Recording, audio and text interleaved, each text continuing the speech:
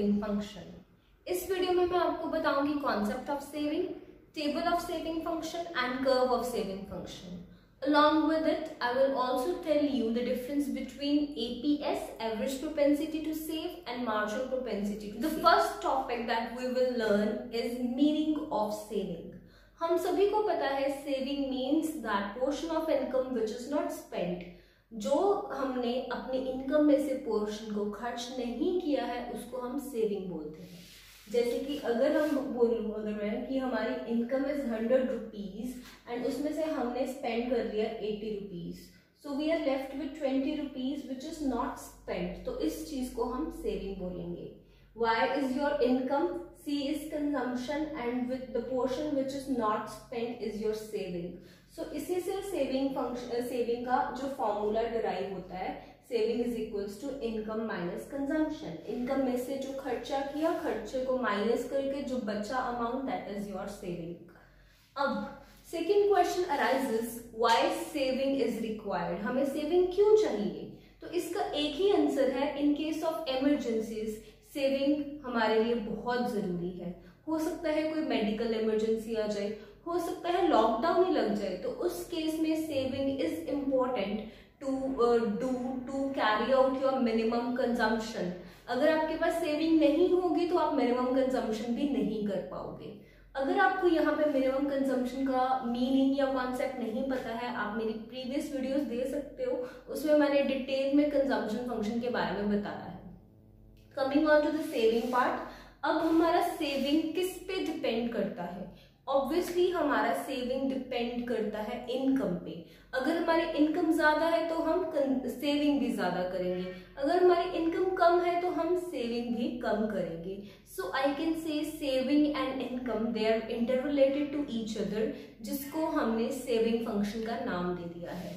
The relationship between saving and income is your saving function, इसको हम ये भी बोल सकते हैं the ratio between saving and income is your saving function. तो चलिए इसका हम अब टेबल समझते हैं to understand the concept more clearly. हमारे पास यहाँ पे इनकम है 0। whenever our income is 0, I have already explained this in previous video as well, कि अगर हमारा इनकम 0 है, consumption will not be 0, there will be some minimum amount of consumption that we have to do for our survival।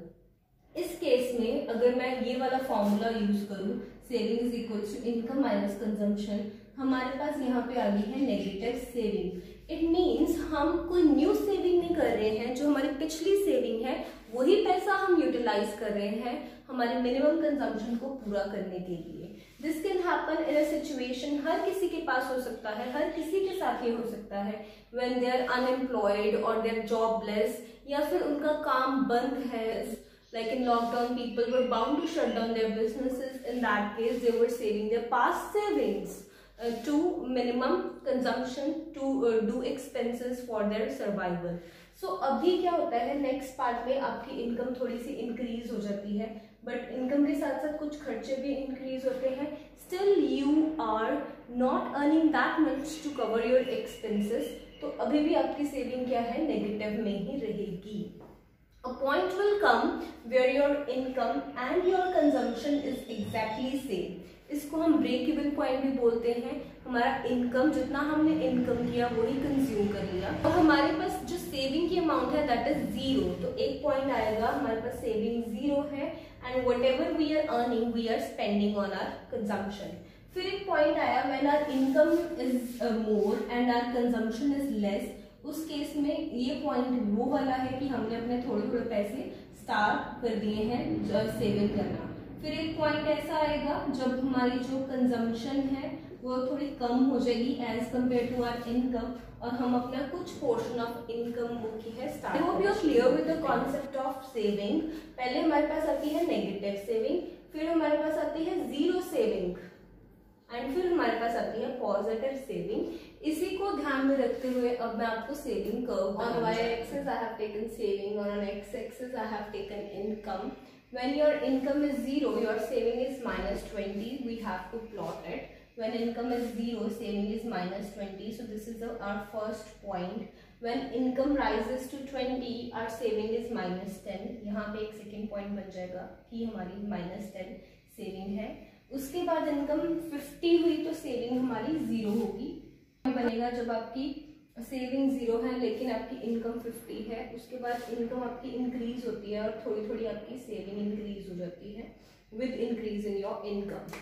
Saving curve बन जाएगा यहाँ पे। सो ये आपका सेविंग कर्व 3 पार्ट्स में डिवाइडेड है। This portion represents your negative saving क्योंकि वो ओरिजिन के जो नीचे है। उसके बाद यहाँ पे इज योर 0 सेविंग, आप यहाँ पे कुछ भी पैसा अर्न नहीं कर रहे हो, ये वाला पॉइंट है ब्रेक इवन पॉइंट का। उसके बाद आपकी ये वाला portion is your positive saving. This is a point when you start saving your income for your future. I hope you are clear with the concept of saving table and saving curve. Now we will do average propensity to save and marginal propensity to save.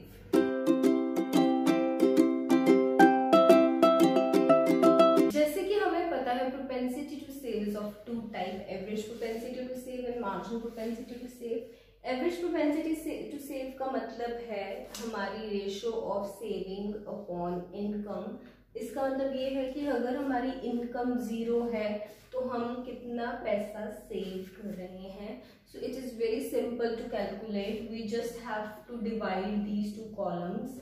हम क्या करेंगे, saving वाले column को income से divide कर देंगे to get average propensity to save. So हमारा यहाँ पे क्या आ गया, ratio of saving upon income. फिर यहाँ पे ratio of saving upon income, obviously you have to divide it. इसका डेसिमल्स में फिगर आएगा यहाँ पे 0/50, 10/70 and 20/100। The ratio of your saving and income, अगर इसको diagrammatically I have to draw तो क्या होगा, ये वाले पॉइंट्स हमारे थे, right. Suppose this is a point, ठीक है। तो यहाँ पे जो हमारी इनकम है, यहाँ पे जो हमारी सेविंग है एंड योर इनकम। अगर हमें इसको डायग्रामेटिकली एक्सप्रेस करना है, हम क्या करेंगे, ये वाले पॉइंट्स जहाँ पे हमारी सेविंग और इनकम रिलेटेड है, these points represents your average propensity to save. तो क्या होगा आपका ये वाला पॉइंट कौन सा, आपका सेविंग और इनकम वाला पॉइंट, ये आपका एवरेज प्रोपेंसिटी टू सेव होगा। मार्जिनल जहाँ पे टर्म आती है, that means change. It means change in your saving due to your additional income. यहाँ पे देखो, इस पॉइंट पे आपको बहुत समझ आएगा कि आपकी इनकम इंक्रीज हुई है फ्रॉम 70 to 100 और आपकी सेविंग इंक्रीज हो गई है फ्रॉम 10 to 20। सो इसको चेंज ये बताता है कि कितनी इनकम आपकी इंक्रीज हो जिससे आपकी सेविंग इंक्रीज हो। मैं इसको आपको सॉल्व करके बता रही हूँ। तो इसको हम कैसे निकालते हैं, first of all we have to calculate change in income. जैसे यहाँ पे इस पॉइंट को हमें इससे माइनस करना होता है। 40 minus 0 is 40, 50 minus 40 is your 10। मतलब हम पहले चेंज इन इनकम निकाल लेंगे, जो कि मैंने इस कॉलम में लिखा है। आफ्टरवर्ड्स हम ये देखेंगे कि इतनी इनकम चेंज होने से हमारी इतनी सेविंग चेंज हो रही है, तो हम चेंज इन सेविंग निकाल लेंगे। इसको इससे माइनस करेंगे, इस कॉलम से इससे माइनस करेंगे, so we will get change in saving. उसके बाद हमें क्या करना है, that's very simple. We have to divide these 2 column, क्योंकि एमपीएस का फॉर्मूला होता है change in saving upon change in income. तो हमारा आंसर क्या आ जाएगा, 10/40, 0/10, 10/20, 20/30, और जो भी डेसिमल्स में फिगर आएगा वो आप यहाँ पे लिख सकते हो। अगर इसको हम डायग्राम की बात करें, हमें कैसे पता चलेगा इस डायग्राम में कहाँ पे एमपीएस है, तो आप यहाँ पे चेंज देखोगे। फॉर एग्जाम्पल यहाँ पे इनकम y1 थी, ये y2 है, और आपका ये सेविंग 1 था, ये सेविंग 2 है। सो आपका इतना इनकम इंक्रीज हुआ है। Suppose this is your income that is increased, और आपका इतना सेविंग इंक्रीज हुआ है। ये आपका पोर्शन क्या है, सेविंग का। सो इसको, this portion is called MPS. ये हमारा शो करता है चेंज इन इनकम, ये शो करता है चेंज इन एस। सो ये जो ट्रायंगल बना है ये आपका एमपीएस होगा, जिसको हम बोलते हैं slope of saving function. So slope of saving function is equals to MPS, और ये ट्रायंगल है which shows change in income and change in saving. I hope you are clear with today's concept. Instagram पे मेरा स्लोनी Dhiman classes page है जिसपे मैं regularly commerce related post update करती हूँ, तो आप वो भी फॉलो कर सकते हो। उससे आपका रेगुलरली रोज कुछ ना कुछ टॉपिक्स कवर होते जाएंगे। And I hope you like this video, and if you really like this video you can share this video with your friends. And also if you found this video useful, you can subscribe my channel for watching next videos. And if you don't like my videos, you can dislike this video. मैं दोनों ही comments को welcome करती हूँ, positive and negative. Please let me know what you are feeling after watching this video. Thank you for watching. See you in next video. Till then, bye bye.